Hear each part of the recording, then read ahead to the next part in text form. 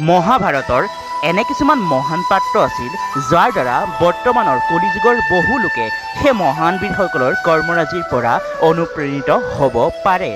ইয়াৰ ভিতৰত অন্যতম আছিল একলব্যৰ জীৱন কাহিনী। বন্ধুসকল, আমি একলব্যৰ জীৱন কাহিনীৰ পৰা গুৰু ভক্তিৰ শ্ৰেষ্ঠ নিদৰ্শন লাভ কৰোঁ। আজিৰ ভিডিঅ'ত আমি একলব্যৰ জীৱনৰ প্ৰতিটো কাহিনীৰ বিষয়ে, বিশেষকৈ তেওঁক কোনে বধ কৰিছিলে আজিৰ বিষয়ে আপোনালোকক ক'ম। বলক পলম নকৰি আৰম্ভ কৰোঁ আজিৰ এই ভিডিঅ'টি। নমস্কাৰ বন্ধু বান্ধৱীসকল, দৈবিক অসমীয়াৰ নতুন এটি ভিডিঅ'লৈ আপোনালোকক স্বাগতম জনাইছোঁ। যদি এতিয়ালৈকে আপোনালোকে আমাৰ চেনেলটি ছাবস্ক্ৰাইব কৰা নাই তেন্তে ছাবস্ক্ৰাইব কৰাৰ লগতে কাষত থকা বেল আইকনটি প্ৰেছ কৰি দিয়ে যেন ইয়াৰ দ্বাৰা আমাৰ নতুন ভিডিঅ'সমূহৰ আপডেট আপোনালোকলৈ গৈ থাকিব। বলক পলম নকৰি আৰম্ভ কৰোঁ আজিৰ এই ভিডিঅ'টি।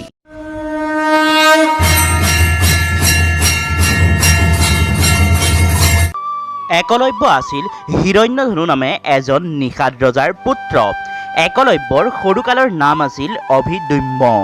তেওঁ সৰুৰে পৰাই অত্যন্ত বুদ্ধিয়ক আছিল আৰু ধনুবিদ্যাৰ প্ৰতিও অতি আকৰ্ষিত আছিল।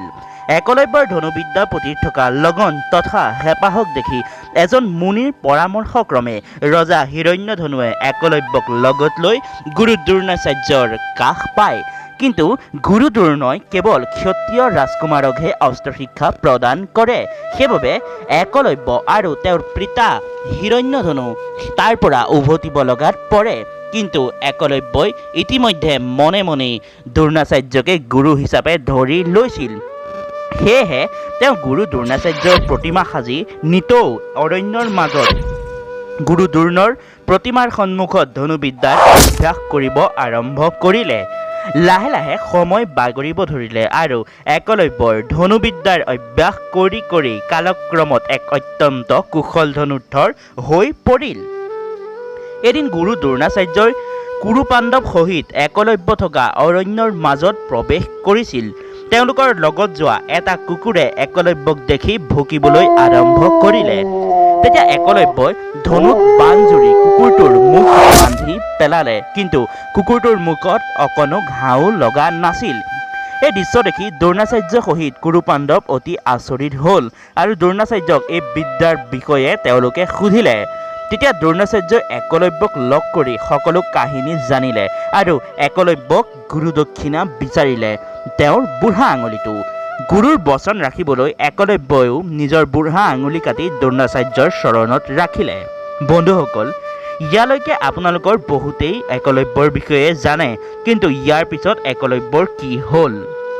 দৰাচলতে বুঢ়া আঙুলি কটাৰ পাছতো একলব্যই পুনৰ ধনুত বাণ সন্ধান কৰিব পাৰিছিল আৰু পাছত তেওঁ গৈ মগধৰাজ জৰাসন্ধৰ সৈন্যবাহিনীত যোগদান কৰে, যাৰ পৰম শত্ৰু আছিল ভগৱান শ্ৰীকৃষ্ণ। এবাৰ জৰাসন্ধই একলব্যৰ সহিত সৈন্যবাহিনীলৈ শ্ৰীকৃষ্ণক আক্ৰমণ কৰিলগৈ। যুদ্ধ ভয়ংকৰ হ'ল, কাৰণ সেইখন যুদ্ধত একলব্যই সমগ্ৰ যাদৱ সেনাক আঘাত কৰিব ধৰিলে আৰু সৰহ সংখ্যক যাদৱ বীৰক ৰণত পেলালে আৰু বাকীসকলকো ধৰাশায়ী কৰি তুলিলে। এই কথা শ্ৰীকৃষ্ণৰ কাণত পৰিলত তেওঁ নিজে আহি এই দৃশ্য চাইহি, কিন্তু ভাবিলেও যে একলব্যই পৰৱৰ্তী সময়ত মহাভাৰত যুদ্ধত পাণ্ডৱক লোকচান কৰিব পাৰে, গতিকে একলব্যক মাৰিবলৈ শ্ৰীকৃষ্ণও যুদ্ধত নামিল। বহু সময় যুদ্ধ চলিল আৰু অৱশেষত শ্ৰীকৃষ্ণই সুদৰ্শনেৰে একলব্যক মাৰে। বন্ধুসকল, ভিডিঅ'টো চাই কেনেকুৱা পালে কমেণ্ট কৰি জনাব।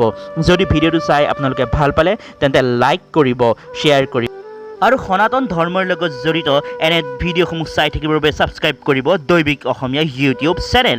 পুনৰ এটি নতুন ভিডিঅ'লৈ আপোনালোকক লগ পোৱাৰ আশা আৰু প্ৰতিশ্ৰুতিৰ সৈতে আজিৰ ভিডিঅ'টি পৰিল ইমানতেই সমাপ্তি।